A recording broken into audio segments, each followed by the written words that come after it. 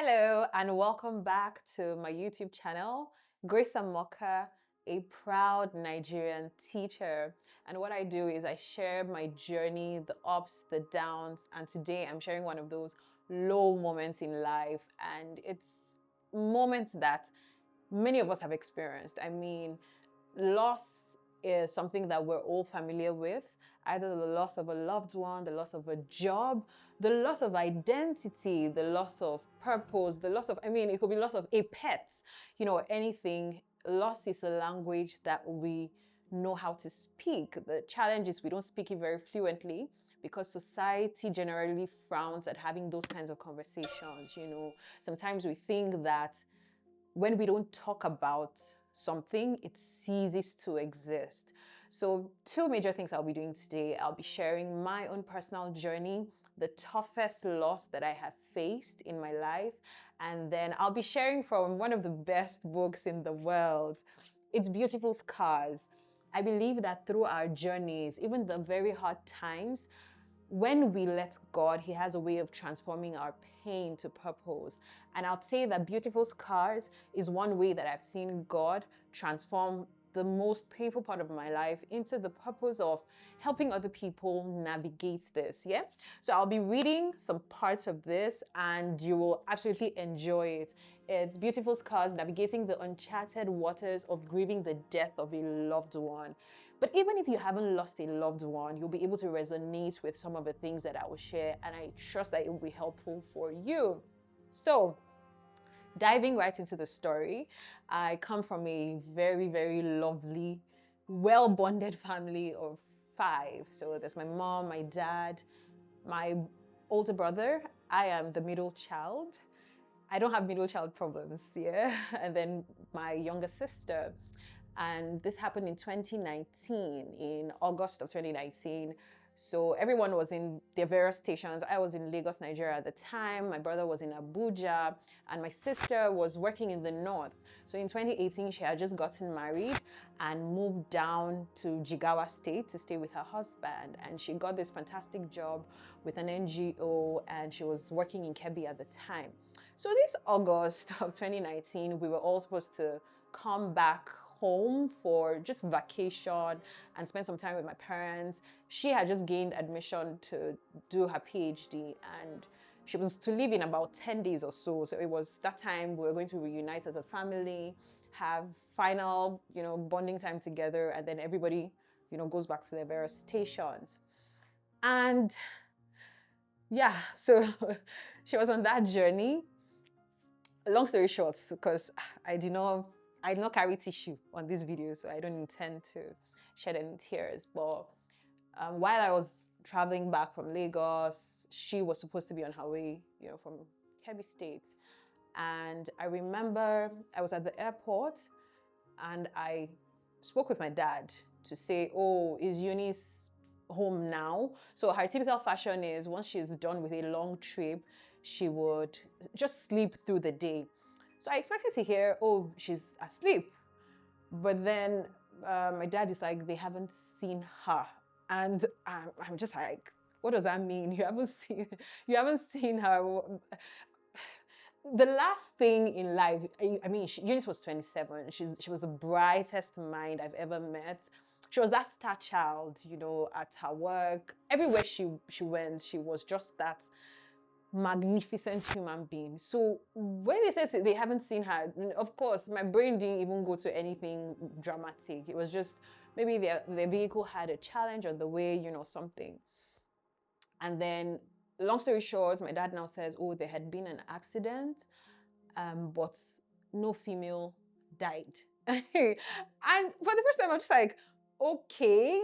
So death never occurred in I didn't have any cell of recognition for death. So when they said no female died, I'm just like, of course.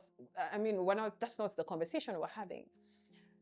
I remember as I waited for the boarding announcement, I called my friend, Vanessa, and said, oh, this is what's happening. Eunice traveled, but then they haven't heard from her. And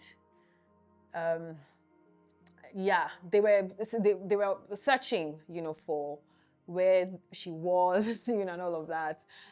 We prayed together, and finally I got into Abuja, because I was flying from Lagos to Abuja. I got into Abuja, and the first thing that I did was to call my sister's husband.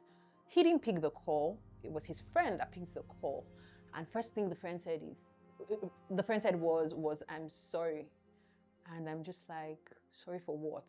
So apparently he thought that I was home with my parents and we had all received the news together, but I wasn't. And then he caught the call. And I'm just like, okay, what's going on? And at that point, my phone starts to ring endlessly. So my dad was calling, my mom was calling, everybody was calling. And I didn't answer anybody's call because I'm just like, no, I just didn't know what to think at that point, Whew. Long story short, my friend comes to pick me up. But before then, I get to speak with my dad. And then the first thing he said was, Eunice has gone to be with Jesus. And I feel like my brain shuts down at that point, and it shut down for a very long time, which is one thing nobody tells you about grief. Many times people feel like once those initial days are over, the funeral has been done, that's the end. But that's really the beginning, because every other person leaves and goes back to their normal life. And then you're like, how dare you continue to live? Like, my life has just changed forever. And you have the audacity to just continue to act like everything is normal. Yeah. So our lives drastically changed from that moment. I remember the train ride from Abuja to Kaduna was the longest ride of my life. I felt like it was 22 years in one. And I was just praying that, you know how you don't like pranks, but you're just like, okay, this may be the best prank of my life. Maybe they're just trying to prank me. I mean, it wouldn't make sense, but I'm just like, I would accept that kind of prank, I expected to get home and they would say something like, oh, they made a mistake or something. But that wasn't the case. Got home so first of all, we got to the train station and we had our family friends come to pick us up. That was first sign that, it be like, say, this thing is real. And then got home and the place was packed. We had church members, my father's colleagues, mother's colleagues, every single person that I knew was there. And then I walked into the house and I saw my mother. God. Ooh. Yeah. I saw my mom. She was surrounded by some of my friends that had come into town to, pay their condolences. And it was just a tough time from then on. And the thing people don't tell you about grief as well is it's a journey. It's a journey of hope and healing when you choose to embrace it. It never goes away per se, but you just learn to live with. It's like you have a limp, you're limping on your leg. So you have a bad injury on your leg and you have to limp for the rest of your life. That becomes your new reality, and you need to learn to navigate that reality, in different ways. So what I'm going to do is I'm going to read some portions of this book, Beautiful Scars. Just 4 major parts. The first part is the illusions. And I remember, I think it was my dad that was reading the first drafts that I put. I actually put lies they told you about grieving and the truths that I discovered. But he's like, oh, lies sounds too harsh. But yeah, it's lies, So there are things people say to you, and I want to apologize on their behalf because they don't understand your pain. And no matter how much you try to explain the pain, they will never get it. And before the lies, I will read why this book is titled Beautiful Scars and why scars are beautiful. The first reason scars are beautiful is they remind you of where you came from. They show your ability to go through pain and emerge on the other side. They symbolize transformation and reveal inner strength. And then scars support others when there is an eventual recovery from any of these trials. So your scars are evidence that you've been through something and you survived. And that's the whole essence of this book, to say that bad things will always happen. I mean, we live in a falling world, but then how do we come out on the other side? And the other side sometimes isn't all rosy and light at the end of the tunnel. Sometimes it's a train at the other end of the tunnel, yeah? So the first lie was people telling you to be strong for your family. It's a scam. Nobody needs you to be strong for anybody. God is loving father. He's father to everybody. So he will help everybody in the way only he knows how to. Because what happens is the more you hide your grief, the more you bury it. Imagine a wound that rather than letting it take the natural course to heal, you keep just putting band-aid on it. At some point, you will need to rip off that band-aid, scoop out the decay that has gone on in that wound, and then still do the healing. So the longer you put this off, the worse your case becomes. So don't listen to anybody that tells you to be strong for anybody. Everybody will be strengthened. I mean, let's take a quick break to thank our sponsors for today. Multimedia Studios. It's a media and film production studio. Don't put up any front of, oh, I'm good, I'm fine, when you really are dying inside. The second one is just go about your normal life and the pain will disappear. I think they say that time heals. Time does not have the ability to heal anything if you're not conscious about your healing process. So time does not automatically heal any wound. The pain will not automatically disappear. There are things that you need to do. And I hope that I will be able to share some of these things. The next one is just give it a few months to a year and you'll be fine. Fam, that's SCAMMM. Scam, yeah? The pain, how do I describe this? The pain changes form. I remember times when I've gotten a fantastic news, either about my work or just a breakthrough that I've been waiting for. And in that moment of celebration, the one person that I want to call to say, Eunice, the thing we prayed for has finally arrived. I realized that one person isn't there. And that's another kind of pain. I remember when we were preparing for her funeral, we put up this memorial site and I was in charge of setting that up. And the first person I wanted to send it to ask for her opinion, like I literally sent it to Eunice's WhatsApp. Do you understand?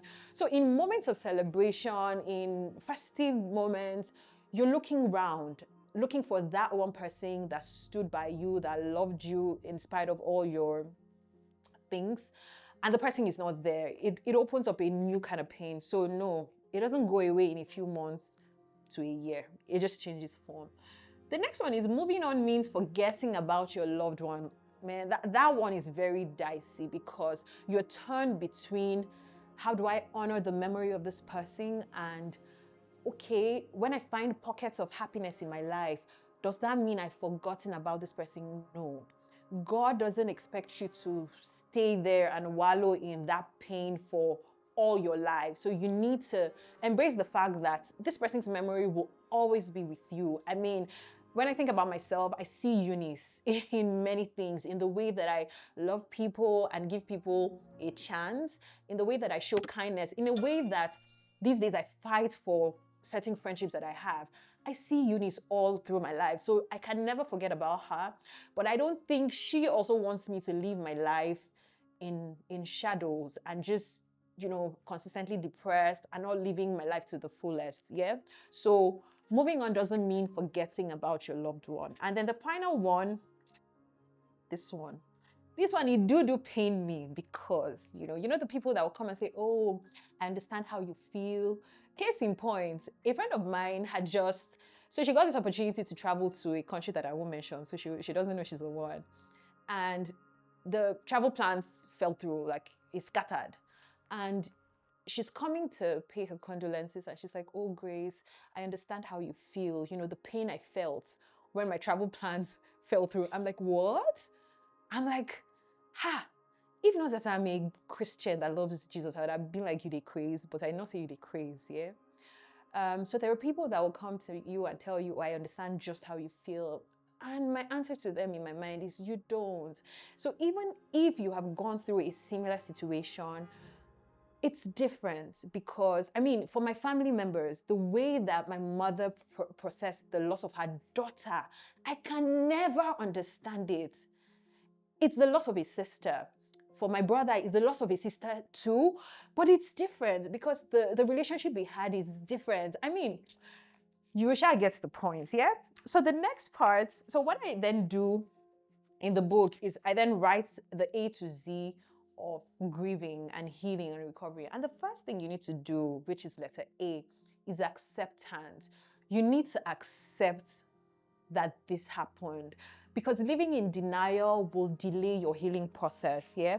And I'll just read some of the things you need to accept. Number one, you need to accept that your loss is real and it happened.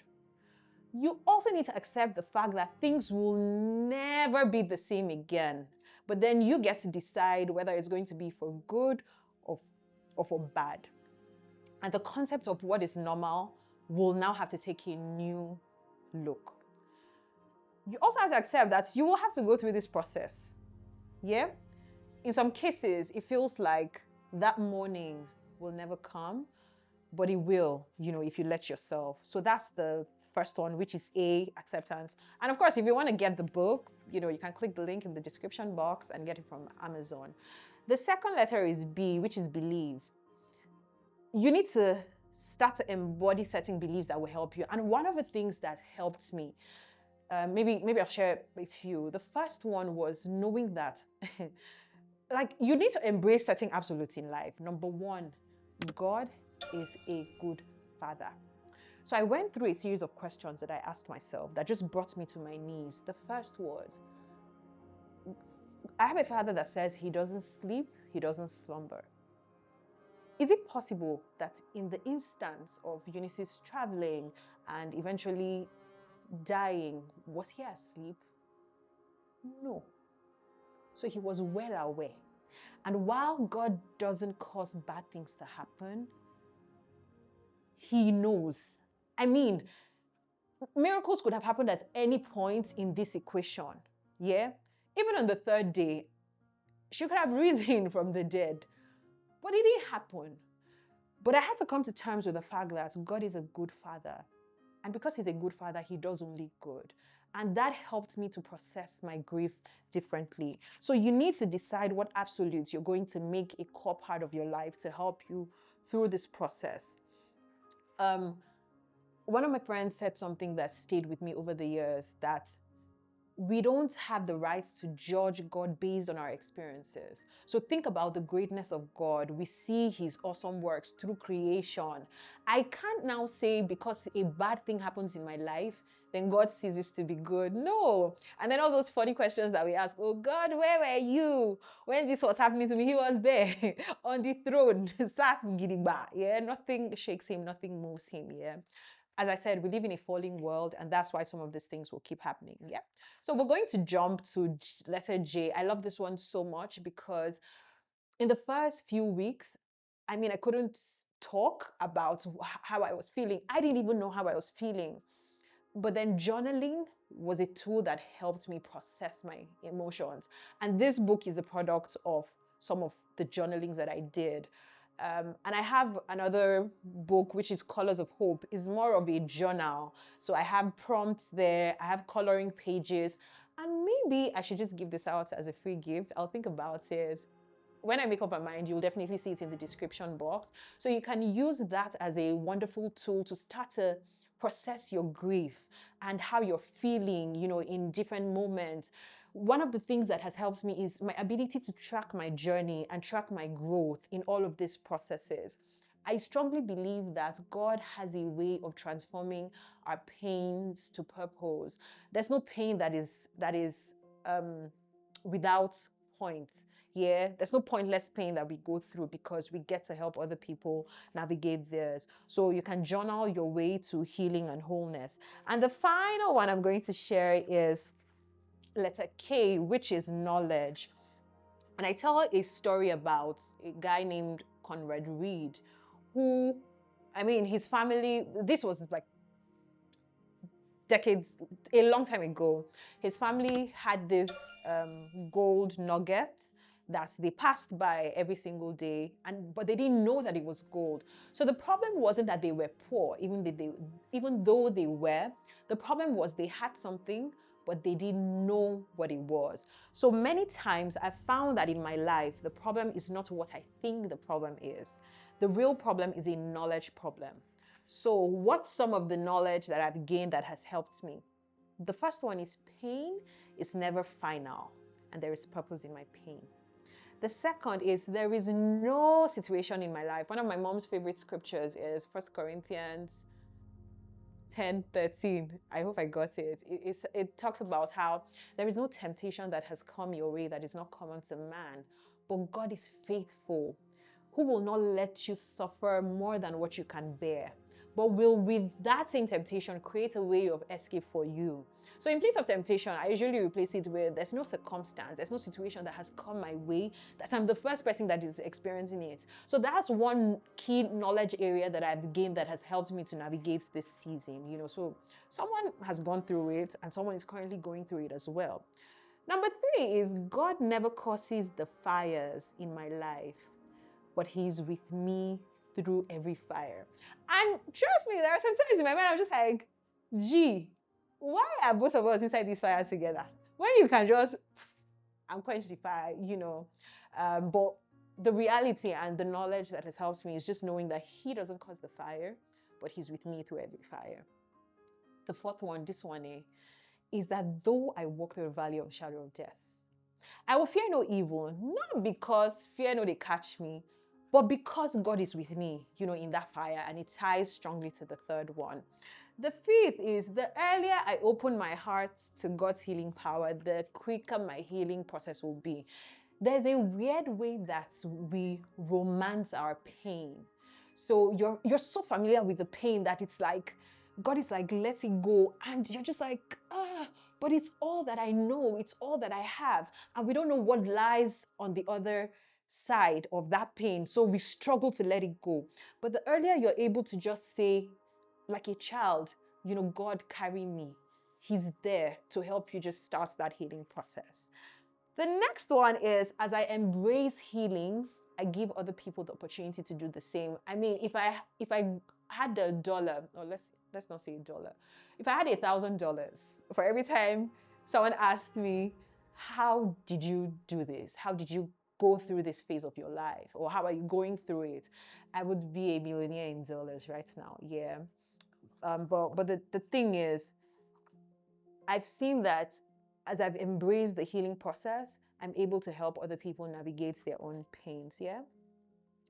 The seventh is God in His sovereignty always works out things for my good. So Romans 8:28 says, for we know, not we guess, not we're hopeful, for we know that all things work together for our good because we love God and we are the called according to His purpose. It's a knowledge that you need to just embrace.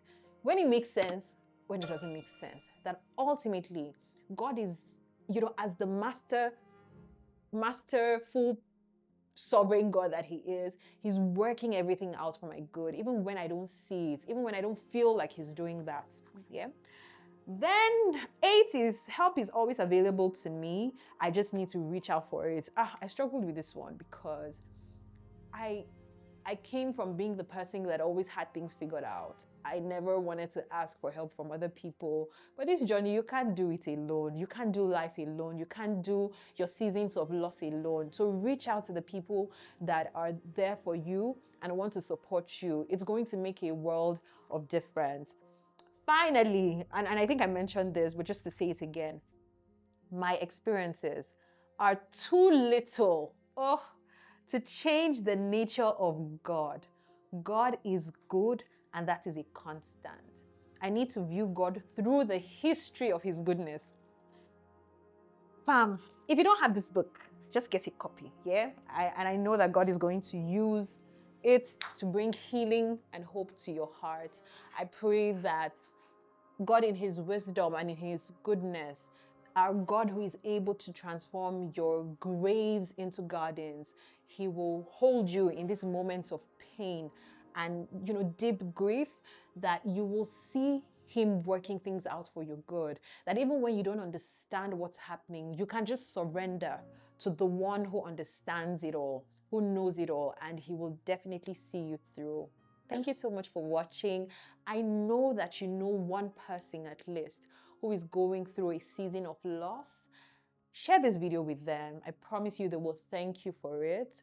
Remember to like and put a comment down. How have you navigated seasons of loss in your life? And like I said earlier, it doesn't have to necessarily be loss of a loved one. It could be loss of anything. How were you able to navigate that season? How are you feeling? I'll really be looking out for your comments, and subscribe to my channel. It will mean so much to me. See you in the next one.